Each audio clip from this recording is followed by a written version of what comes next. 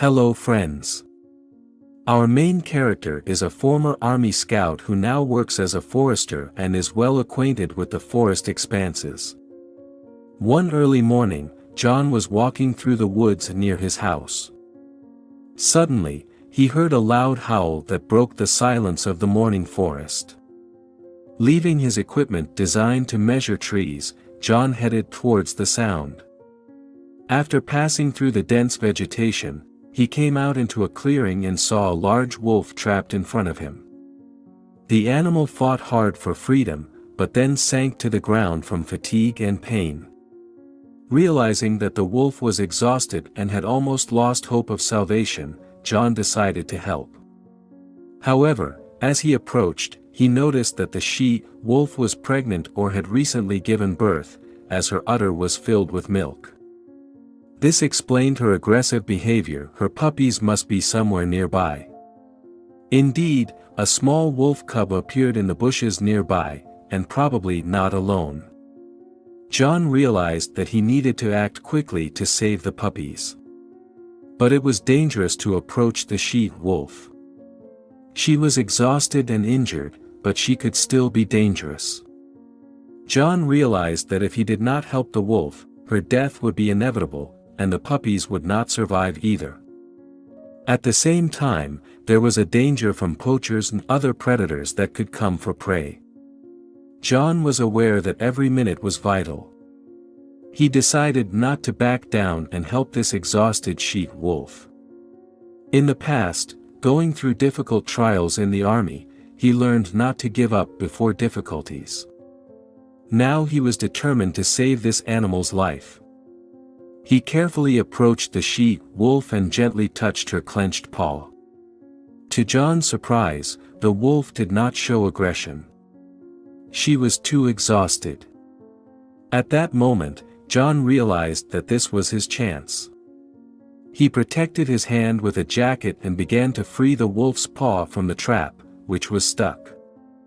Despite the risk, John persisted, and finally managed to free his paw. Then he gently lifted the she-wolf on his shoulder and carried her to his hut. It wasn't an easy journey, but John knew that every minute counted. At home, he put the emaciated animal by the stove and began to take care of its wounds. Thanks to his first aid skills acquired in the army, he was able to provide the wolf with the necessary help.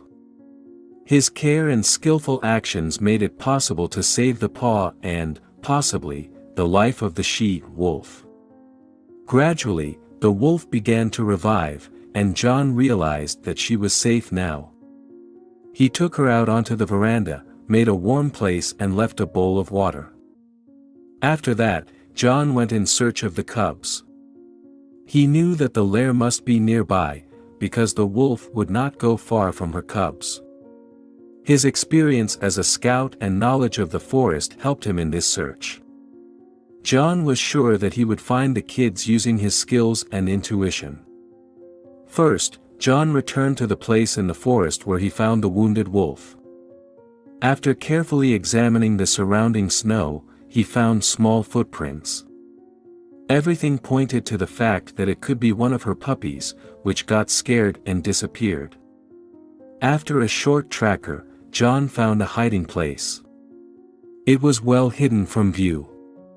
He hoped to find the cubs there, but he understood that the babies, by instinct, would not go outside without their mother's call. Despite the difficulties, John did not give up. He tried to imitate the howl of a wolf, but to no avail. After several attempts, when he was already thinking about the risk of climbing into the hole, a small hungry wolf cub ran out of it. The first brave puppy was followed by the others. Realizing that he would not be able to carry them all at once, John carefully placed the puppies in the bag and closed it. He checked the hole again to make sure there were no other babies inside. Cautiously peering inside, he illuminated the space with a flashlight, but found no one else. Reassured that he had left no one in the hole, John returned to the hut with a bag of cubs.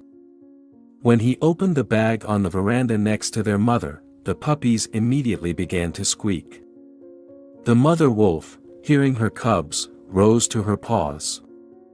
Her eyes were full of tears, as if she was crying from the joy of meeting. John did not notice any aggression from the she-wolf. He left the babies next to their mother and left, leaving the door ajar to watch them. John prayed that the smell of man would not cause the wolf to feel disgusted with her puppies. As soon as the kids saw their mother, they immediately rushed to her.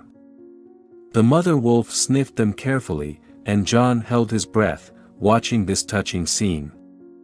Her confession was obvious. The adventurer, familiar with the wild, could not hold back tears when he saw how the she-wolf began to lick her cubs.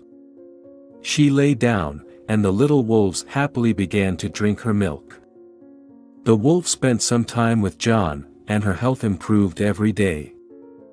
The man regularly brought her meat and changed the water, while leaving the door open. Soon the she-wolf was able to get to her feet and even walk, albeit with a limp. A few days later, one morning, she loudly called her cubs, and the whole family followed her. John realized that the wolves would be gone forever. He went outside to watch them go. The wolf stopped at a distance of 20 meters and turned around. In her gaze, John read endless gratitude to him, but also caution towards all people in general, because she and her children almost died because of unscrupulous people. John did not see this wolf family anymore, but he was sure that the 4 young wolves and their mother were now living freely. He knew that animals, unlike humans, never forget their rescuers and recognize them even years later.